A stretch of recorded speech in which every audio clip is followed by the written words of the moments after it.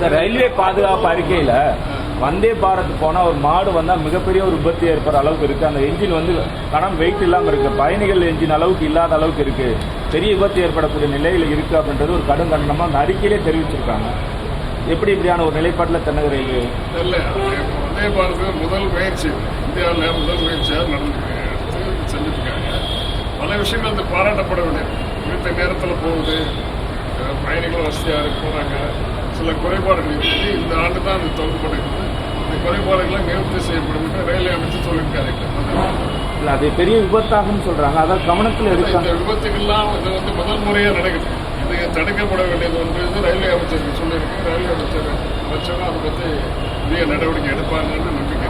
Sir, ஆண்டுதோறும் நடக்கக்கூடிய இந்த ஆய்வு கூட்டத்தில் கடந்த ஆண்டு நீங்கள் என்ன கோரிக்கை செய்வீங்க? அதில் எவ்வளோ சதவீதம் இந்த ஆண்டுக்கு வரும்போது இந்த கேள்வி தான் முதல்ல நான் கேட்டேன். முதல்ல அவங்க வந்து ப்ரெசன்டேஷன் போட போனாங்க.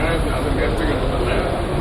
சென்ற வருஷம் இல்லை, அது முதல் வருஷம் தொடர்ந்து அந்த பாராளுமன்ற குற்றத்தில் என்ன செஞ்சிருக்கேன், இதுவரையும் என்ன செஞ்சிருக்கேன், இனிமேல் என்ன செய்ய போறீங்க, முதல்ல அதை போட்டு காட்டுங்க ப்ரெசன்டேஷன். அது அதுக்கு சரியான பதில் கிடையாது. கேட்குற கேள்வி நியாயமான கேள்வி. ஆனால் இந்த முறை இது வந்து தொடர்ந்து இந்த கேட்கக்கூடிய இந்த கேள்விகளுக்கெல்லாம் நியாயமாக பதில் சொல்லிட்டு அவங்க தயாராக இருப்பாங்க. உங்கள்கிட்ட ஒரு பதாகை காமிச்சாங்க,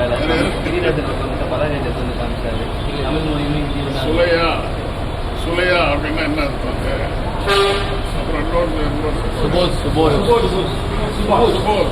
அது சாப்பாட்டாரு சுபோஸ் அப்படின்னு அதை முதல்ல காட்டுற மாதிரி இதெல்லாம் இப்படி இருக்கு. அவங்க அரைக்க மேலே இந்த பில்டிங் சுற்றி இந்த மாதிரி இந்திய தமிழில் போட்டிருக்காங்க. அது எப்படி அப்படின்னு இது முதல்ல கண்டனத்துக்குரியது. இது தமிழ்நாட்டு இருக்கிற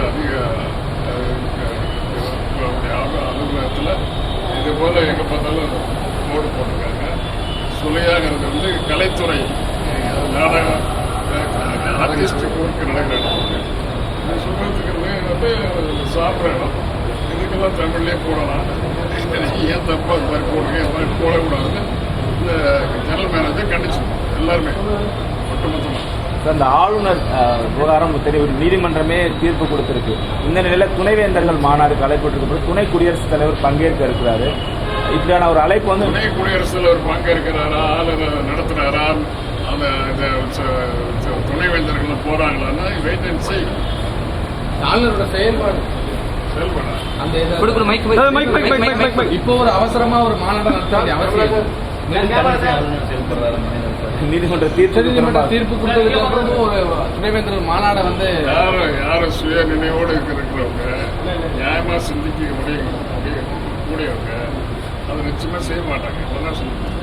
ஓகே, தேங்க்யூ.